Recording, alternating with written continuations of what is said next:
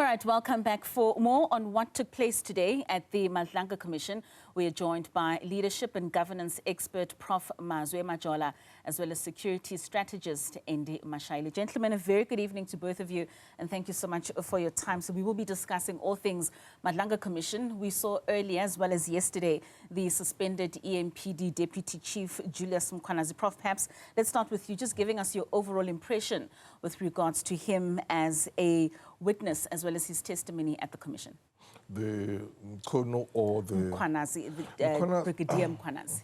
Oh yes, I mean other than the sweating and the water drinking, you can see that he really he found himself trying very hard to explain certain things, and he was put in the corner when the commission cross-examined him with certain facts or certain areas. But you can see that in terms of putting the facts straight, he was already found wanting. And Dr. Mashaile, do you agree in terms of how you assessed his credibility, especially concerning the denial of facilitating the installation of the blue lights and also the nature of his relationship with Vusumuzi Cat Madlala? Good evening to you and my brother Mazwe over there. Julius Mkhwanazi presented himself as a very unreliable witness, a very confused witness. When you look at him jumping from the last page to the middle page to the first page, all trying to obfuscate the process, with the hope that the commissioners will get confused, and out of that confusion, he will find his way. Unfortunately, Justice Madlanga was not for that game of cards. He actually collapsed that game and that house of cards by specifically asking him questions that brought him back to the line. As we saw today, the SC pummeling Brigadier Mkhwanazi, and Brigadier Mkhwanazi saying, I see you are too technical, you want to hang me. Yesterday he said, I am dead and you are killing me further, suggesting panic, suggesting loss, as he said this morning that yesterday he was lost, and thanking Commissioner, the Commission and Commissioner for advising him and for helping him.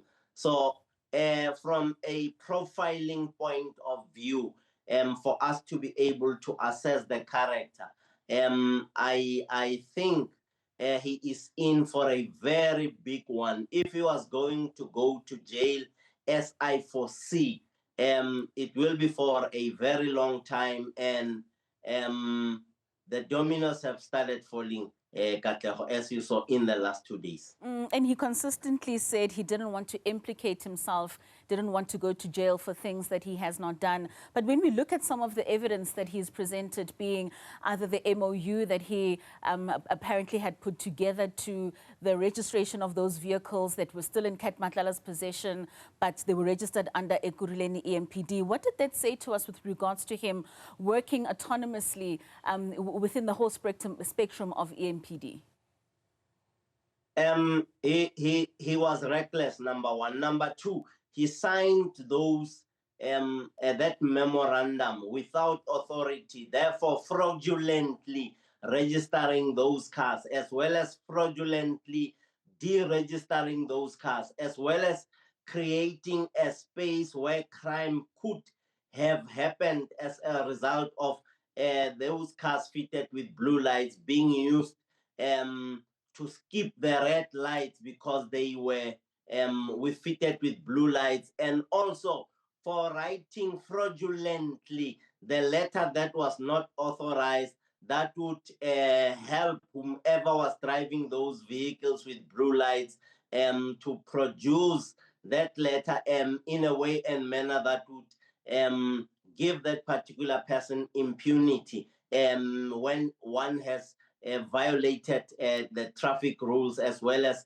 skipped red robots. So you can see, Mazwe, that there was classic and systemic wrote that Mkhwanazi and others thought that would not come to light. Unfortunately, Hurricane Mkhwanazi brought everything to light that led to the falling of the dominoes. Prof, I mean, Andy Mashaile speaks about that systemic rot. And when we look at the working relationship between Brigadier Mkhwanazi, Chief Mapieye, Deputy Commissioner Spies, who he says there's no love lost between them, and how Chief Mapieye could not make decisions without referring to Revo Spies. How do you think this could have led to a culture of corruption with regards to their working relationship amongst the three of them? Yeah, we can see that, I mean, from the witness that definitely that culture was widespread, and that there was this culture of distrust and toxicity. And also it seemed like there was a culture of impunity as well, that there was no accountability straight from the top, so that Mkhwanazi did whatever he did because he knew that there was no consequence management, which was very, very unfortunately. And if we didn't have this commission, we would not have knew all these things that were happening there. So really the commission has assisted to unravel all these things that were happening there. And speaking about unraveling, we also then now saw the minister on leave of absence, Minister Senzo Mchunu, coming back to the commission today. Many saying that he seems more prepared, more composed as what we saw at the ad hoc committee. But I think really at the heart of it being the PKTT, its establishment, its dissolution, and him saying that while that move should have been anticipated, that the PKTT would be dissolved. Oh yes, he came very confident and very relaxed, especially on Tuesday. I do think that maybe the commission should have explained to the public, especially the process, because many people were a bit bemused and confused as to why Mkhunu was really given the leeway of people thought he was not going to be cross-examined because they didn't understand the process, that obviously the witness would be given time to give his opening statement or speech, which unfortunately for him, it was a bit longer because it took the whole Tuesday and this morning. But at least this afternoon, when the cross-examination started with the chairperson of the commission, you could see that he was on the back foot there because I think he was at pains to convince and to explain to the commission why he disbanded the PKTT. And the big why from the commission and from the whole South Africans, the big why, or the big question is that big why. Yes. Why really you disbanded the commission, that PKTT on 31st December, you know, without consulting with the National Commission. So I think it's going to continue tomorrow, and I don't think you'll be able to convince the commission and the South Africans as to why he already did that. More especially as he did say he had a very good working relationship with the National Commission, but he just disbanded without consulting him. Andy Mashaile, speaking on that why, I mean, Commissioner Madlanga asked that why out of all the task teams did you pick on the PKTT? And at some point he went into depth with regards to the costs and how even other analysts have said, well, the costs for the PKTT were working more towards the team than the actual work itself. So it was for the laundry, the overtime, the airtime. What did you make of his assessment as to why the PKTT over other task teams? Katlego, Ntate Mkhunu failed to respond to the question here, Justice Madlanga, in this fashion. When it comes to cost-benefit analysis, he tried to say to Justice Madlanga, the 435 million since 2018 to date was way more out of the charts, the financial charts. And when you compare it with other task teams that spend in less time compared to the PKTT, those that spend 418 million, juxtaposing those two to the 700 million rands that was set aside and spent for the EFF's one-day shutdown. Right. You can tell that from a finances point of view, his wheels came off. There was no substance because this 435 million is over five years or so, compared to the other teams that spend 418 million in less period of time that we are reviewing. And I am certain that when Justice Madlanga kept on pummeling him with questions, the wheels inside the man came off, especially when he was borrowing from Tate Mazwe, when he was asked, if you have a good relationship with the National Commissioner, why didn't you consult? Right. I found the second part of the question amusing, which was who was supposed to advise you as the minister for the disbandment or of the disbandment of the PKTT. Right. The flip side of that question was asking, interrogating Minister Mkhunu about his responsibilities, given his role as a minister, as well as the responsibilities of the National Commissioner, being told that the IMC in law cannot establish the PKTT, but General Masemula, based on the Constitution and SAPS Act 68 of 1995, with the other provincial commissioners, or with the 9 provincial commissioners, can establish the PKTT. All right, Dr. Mashaile, let's hold it there for now. Sorry to interject. We just quickly need to take a break. And Dr. Mashaile, I want you to hold that thought just for us to further expand after the break with regards to that establishment and really who can dissolve that PKTT. We are speaking about today's proceedings at the Madlanga Commission. Do stay with us.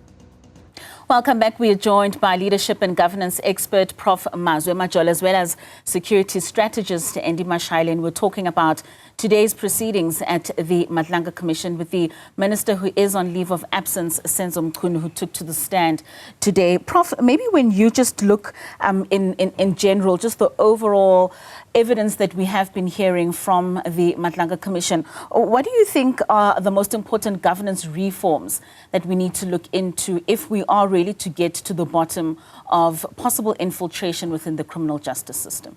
Well, number one is a simple one, is the working relationships, the roles and responsibilities between the minister and the national commissioner. The minister, as I said, he tried really to speak about his or to express his roles and responsibilities according to Constitution, what he's supposed to do in terms of policy, but also that he can still do some operational if needs be. But there should be that clear division and roles as to what the minister does or what the minister should be doing, and also what the national office should be doing and what the provincial commissioners should be doing, so that if it's an operational issue or thing, yes, the minister can initiate it. However, he must consult with the national commissioner so that there can be that understanding between two of them, and so that they can support each other as well.